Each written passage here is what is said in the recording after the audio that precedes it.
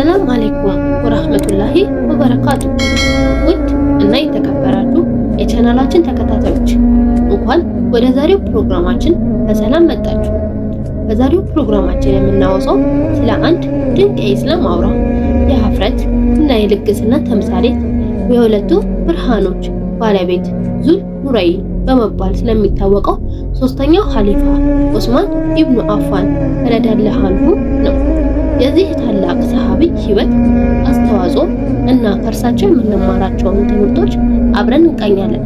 አብራችሁን ቆዩ። ዑስማን ኢብኑ አፋን ከኢስላም በፊት በቁረይሾች ዘንድ በታላቅ ክብር የሚታዩ በንጽህናቸው፣ በሀብታቸው እና በለጋስነታቸው የተመሰከረላቸው ሰው ነበሩ። ከበኒ ኡመያ የተከበረ ቤተሰብ የተገኙ ሲሆን የነበራቸውን ማህበራዊ ክብር እና ተሰሚነት ከፍተኛ ነበር።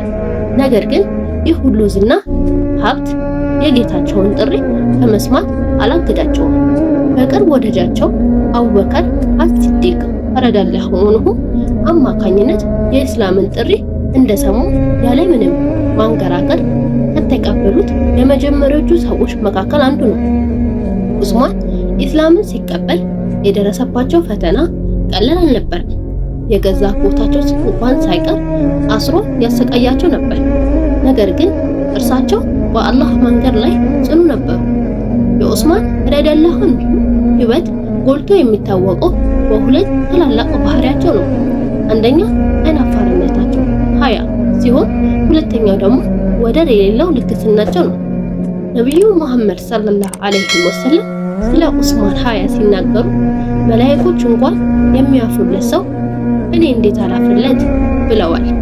ይህ ሀያ ከአላህ ጋር በነበራቸው ጥልቅ ግንኙነት እና ፍራቻ የመነጨ ነበር። በታላላቅ የልግስና ተግባራቸው መካከል በሙስሊሞች ታሪክ ውስጥ ወርቃማ በሆነ ቀለም የተጻፉ አሉ።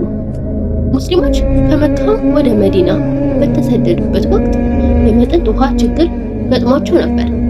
በመዲና ውስጥ ቢኢር ሩማህ የተባለች የአንድ አይሁዳዊ ጉድጓድ ነበረች። ይህ ሰው ውሃው ለሙስሊሞች በውድ ዋጋ ይሸጥ ነበር።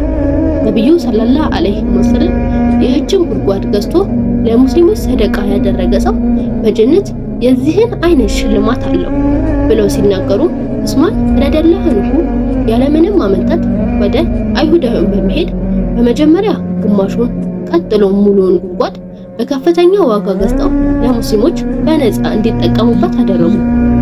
ሌላኛው አስደናቂ የልግስና ታሪካቸው የተከሰተው ለታቡክ ዘመቻ ዝግጅት በሚደረግበት ወቅት ነው። ይህ ዘመቻ የችግር ሰራዊት ጀይሹል ኡስራ ተብሎ ይጠራ ነበር።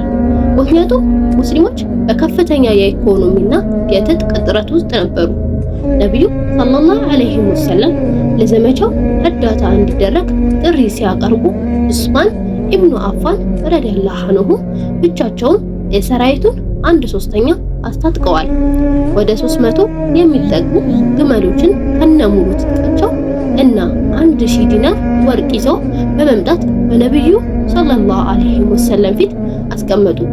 ነብዩ ሰለላሁ ዐለይሂ ወሰለም በድርጊታቸው እጅግ ተደንቀው ከዛሬ በኋላ ዑስማን ምንም ቢሰራ አጎዳውም በማለት ታላቅ ምንዳውን አብስረውታል። ዑስማን ረዲየላሁ ዐንሁ ከነብዩ ሰለላሁ ዐለይሂ ወሰለም ጋር ያላቸው ቅርበት ልዩ ነበር።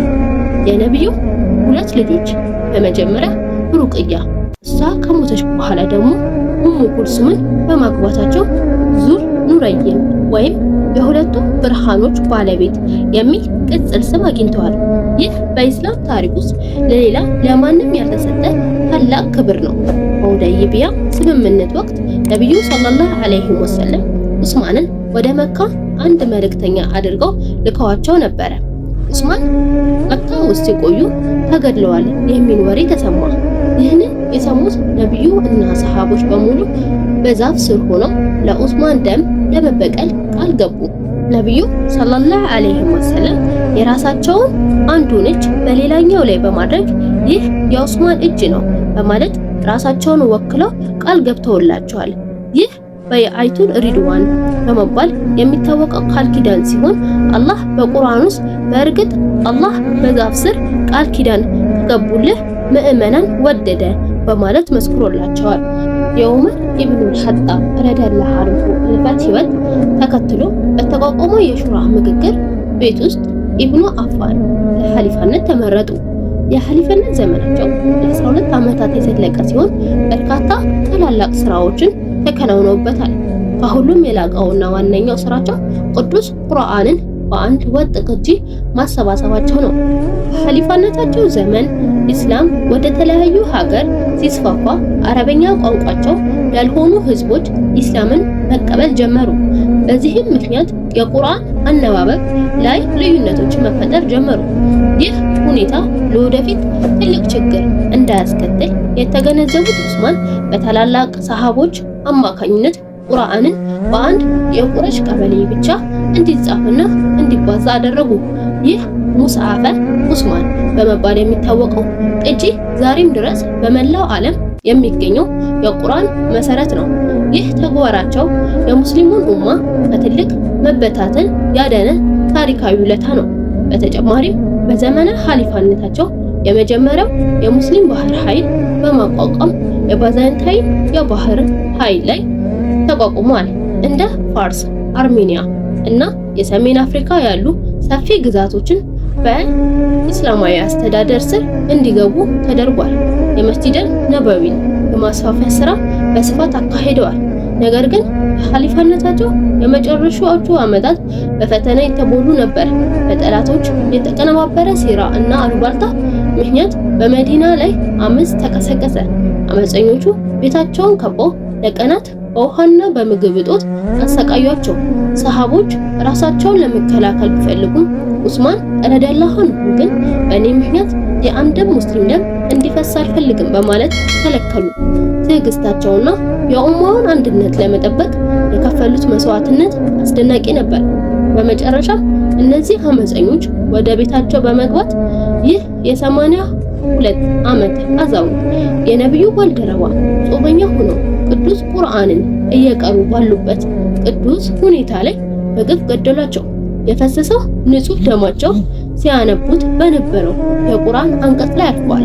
የዑስማን ኢብኑ አፋን ረዲየላሁ ዐንሁ ህይወት የልግስና፣ የሐያ፣ የትዕግስትና ለኡማ አንድነት ሲባል የሚከፈለው ውድ ዋጋ ያስተምረናል። በሀብት በስልጣንም ጊዜ አላህን አለመርሳት፣ በችግር ጊዜ ደግሞ መጽናትን ከእርሳቸው እንማራለን። በተለይ ቅዱስ ቁርአንን በማሰባሰብ ለዚህ ኡማ ያበረከቱት አስተዋጽኦ እስከ ዓለም ፍጻሜ ድረስ ሲዘከር ይኖራል። አላህ ስራቸውን ይወድላቸው፣ በጀነት ፊርዶስም ከነብያችን ጎን ያድርጋቸው። እኛም የነሱን ፈለግ የምንከተል ያድርገን። ውድ ተከታታዮቻችን ለዛሬ ያዘጋጀነው ፕሮግራም ይህንን ይመስል ነበር። ዑስማን ኢብኑ አፋን ረዲየላሁ ዐንሁ የህይወት ታሪክ ብዙ እንደተማራችሁ ተስፋ እናደርጋለን። በቀጣይ ፕሮግራም እስከምንገናኝ ድረስ አላህ ይጠብቃችሁ። ወሰላሙ አለይኩም ወራህመቱላሂ ወበረካቱ።